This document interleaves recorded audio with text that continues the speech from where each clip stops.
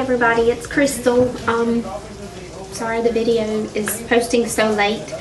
As I was looking over the PowerPoint, one of the questions it first asked is, would I look at what was working or not working when the client walked in?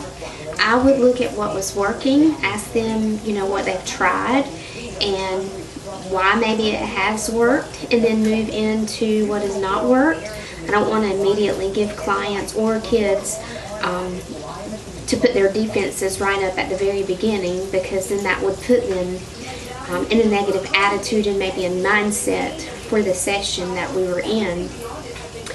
It's kind of like, as a teacher for the past 9 years, when I talk to parents about their kids at conferences, I kind of use like the positive, negative, positive aspect of things. I start off with something good, I start off with something nice, and then I move into the things that need to be improved or need to be worked on or what they're struggling with. And then I end the session with something good, something positive, and some ideas and resources as to what the next steps would be.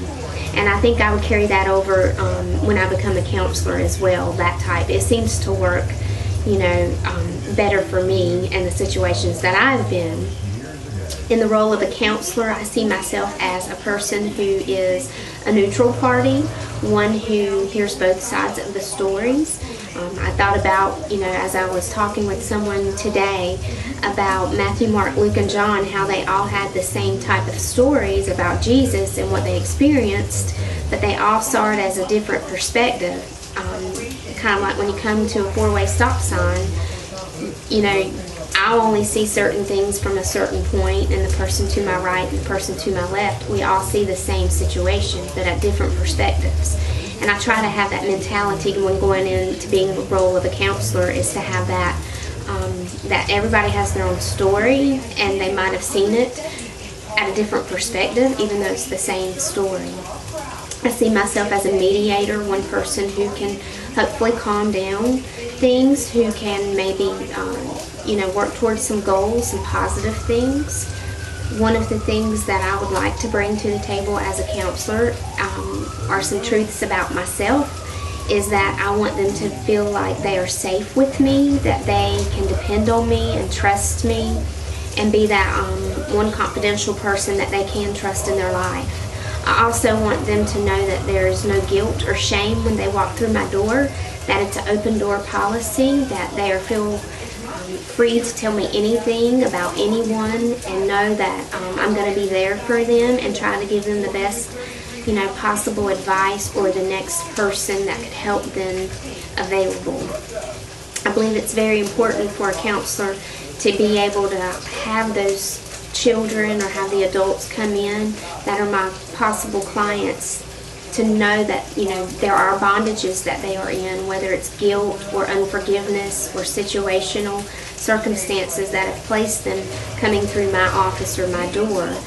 And I want them to know that they can feel freedom once they walk in my door, to be able to know that I can trust them and they can trust me, and we have a good relationship, a good working relationship, that it's not just me against them and it's not them against each other, but it is all of us working towards a common goal.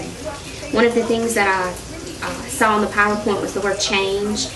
I do not like it unless it is needed and helpful as an advantage. Sometimes change is not good, and it's can cause anxiety to me sometimes, and I have like little moments of panic of, why is it changing? It's out of my routine.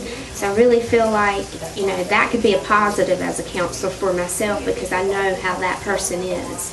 And that's one of the things that I also want to do, is try to put myself in their shoes as to, on the other side of it, the flip side of it, what do I want if I go to a counselor? What do I see, what do I hear, and what do I feel? There's a lot of things in my life that have changed and that are changing, and it's a process. So sometimes you have to ease me into the change, take baby steps. And I think sometimes with people and clients, you have to do that as well. Some people jump right in on the change train and, they're gung-ho for it, but other people, it's a process and you have to ease them into it. So I try to remember that when I become a counselor as well. I think that people, the way they're raised sometimes, that they get in their own little personal box and that's all they know. So when reality comes and their relationships form, that they have this mindset all based on what they've experienced in their past. And so I do believe that that can ultimately impact a person's relationship. If I've come from a stable home environment and I think the world is, peaches and cream, I go out into the world just gung-ho, only to find out it's really not that way. People that have come from abusive, divorced homes, just circumstances weren't on their side growing up. They were abandoned or, felt let down throughout life. They might come into a relationship very weary and doubting themselves as well as others. So I do believe a person's history, their experiences growing up, even experiences within this past year, might make someone either help them be positive in their new relationship or in negative in their new relationship. So I do believe there's a lot of aspects and dynamics and demographics that go on within a person that impacts their relationship with other people. Overall, my role as a counselor, I would hope that I have an open door, open box, not a closed-minded self. So hopefully that they can see me as someone that's a part of their life, not a me to them and a them to me side. Anyway, I hope that explains everything. I hope I made sense.